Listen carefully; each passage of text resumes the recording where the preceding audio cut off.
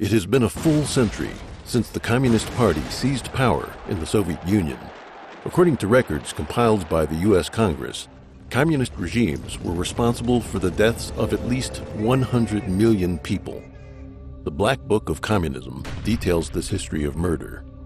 From documents declassified by the governments of nations in the former Soviet Union and Eastern Europe, as well as official records on the victims of communist political campaigns in China and North Korea, the public has gained a good picture of the Communist Party's addiction to killing.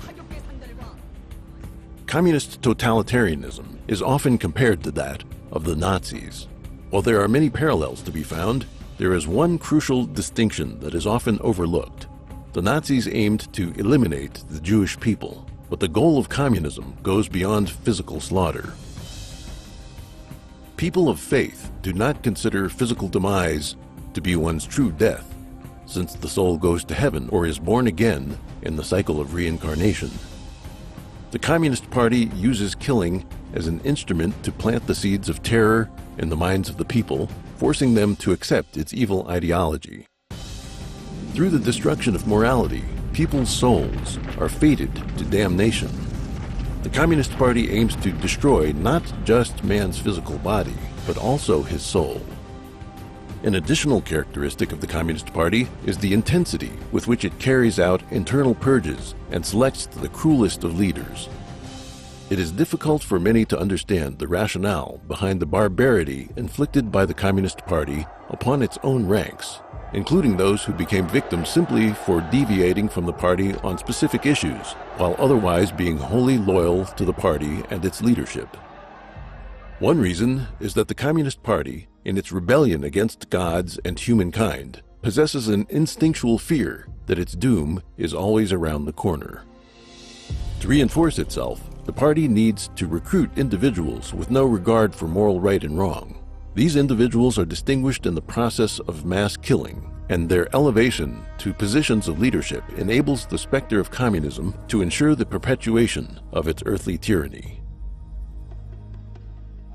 In 1989, the Chinese Communist Party, CCP, cadres who refused to participate in the June 4th Tiananmen Square massacre were purged. Jiang Zemin, who demonstrated his cruelty during the events, was promoted to become leader of the CCP.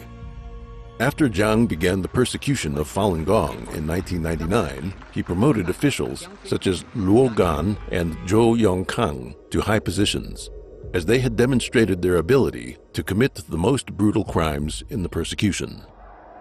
Another motive for killing is to recruit participants from general society, as was done during the Cultural Revolution. By committing murder and other crimes, the masses implicated themselves as accomplices to the CCP's savagery, and the most brutal perpetrators became the staunchest followers of the party. Even today, many former Red Guards who committed assault and murder during the Cultural Revolution express no remorse for their crimes, saying they have no regrets about the events of their youth. Furthermore, by killing its victims openly and deliberately, the Communist Party intimidates the general population into obedience. All this allows us to expound on a general principle. Throughout history, killing has occurred under tyrannical governments or during times of war because there was an enemy to be defeated. It is the characteristic of the Communist Party that it must have an enemy, and if there are no enemies, it must invent them so that it can continue to kill. In a country like China, with its long history and rich culture, the Communist Party could not achieve its aims without continuous killing. Traditionally, the Chinese people believed in and revered the divine. Steeped in a cultural heritage of 5,000 years, the Chinese people would not otherwise tolerate the existence of the barbaric and blasphemous Communist Party. The CCP's sole means of maintaining its rule, as learned from the Soviet trial run, is the use of mass murder. 1. The violent foundations of communist rule. Being the embodiment of an evil specter, communism's starting point could not be anything other than dishonorable.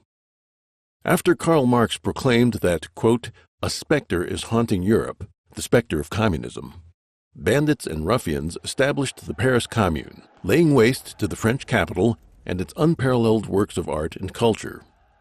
In Russia and China, the Communist Party of the Soviet Union, CPSU, and the CCP seized power through despicable acts of conspiracy and bloodshed. A. The rise of the Soviet Communists.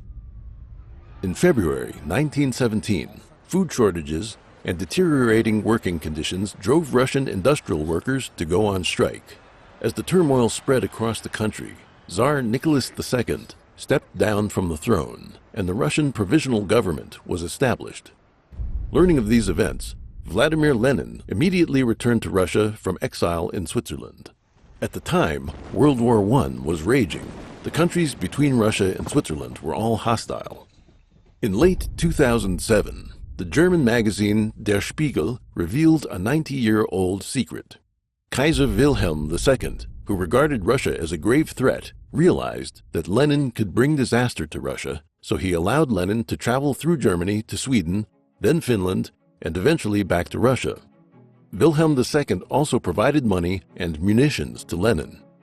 By the end of 1917, Lenin had received 26 million marks from Germany. Winston Churchill had this to say about Germany's role in Lenin's return. They used the most lethal weapon in Russia. They shipped Lenin back in a tightly sealed truck, as if shipping a type of plague virus to Russia. Lenin carried out a coup on November 7, 1917, or October 25 by the traditional Julian calendar. With the October Revolution, Lenin overthrew the provisional government and established the world's first communist regime. But in the democratic election for the Russian Constituent Assembly, the Party of Socialist Revolutionaries, SRs, won a majority of national votes over Lenin's Bolshevik Party, which controlled the government administration. Out of an electorate of 44.4 million people, 40% voted for the SRs, with the Bolsheviks losing by a 20% margin. After this setback, in the Russian Constituent Assembly meeting on January 5, 1918, Lenin trampled on his promises and declared the Constituent Assembly an, quote, enemy of the people. Having prepared in advance to enact martial law on the day of the Assembly's meeting in the Russian capital of Petrograd, the Bolsheviks mobilized troops and disbanded the Constituent Assembly by force, destroying the democratic process in Russia. The October Revolution and subsequent Leninist takeover was the origin of all violent communist movements throughout the world in the 20th century. It triggered the international rise of communism and the countless catastrophes that followed. B. The Chinese Communist Party seizes power.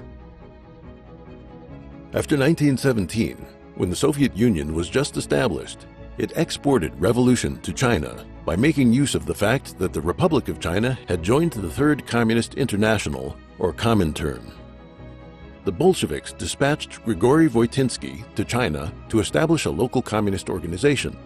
Then it sent Mikhail Borodin to engineer an alliance between the Chinese Nationalist Party, Kuomintang, and the Soviet Union. Under this arrangement, the young Chinese Communist Party was given opportunities for rapid growth by subverting the Kuomintang. During World War II, in the 8 years that the Kuomintang waged an all-out war against the invading Japanese army, the CCP used the conflict as cover while it expanded its forces. When the Japanese invaded China, the Red Army was on the verge of defeat, but at the time of China's victory, the communist forces boasted 1.32 million regular troops and a 2.6 million strong militia force. Following Japan's surrender, the CCP used the cover of peace talks with the Kuomintang to covertly expand its forces further. Meanwhile, the CCP's diplomatic efforts led the United States and the Soviet Union to abandon their policies that supported the nationalists. In 1949, the CCP finally defeated the Kuomintang government forces, founding the most evil totalitarian communist regime on earth. At this high point in the history of the world's communist movement, it controlled 1/3 of humanity and the world's land area, as it comprised Russia and China, the world's largest nations by size and population. Communist governments extended across large swaths of Europe and Asia, and many countries in Africa, South America, and Southeast Asia became clients or allies of the Communist Party of the Soviet Union or the Chinese Communist Party. Millions of people gave their lives on the battlefields of World War II, yet the unexpected result was the rapid expansion of totalitarian communism.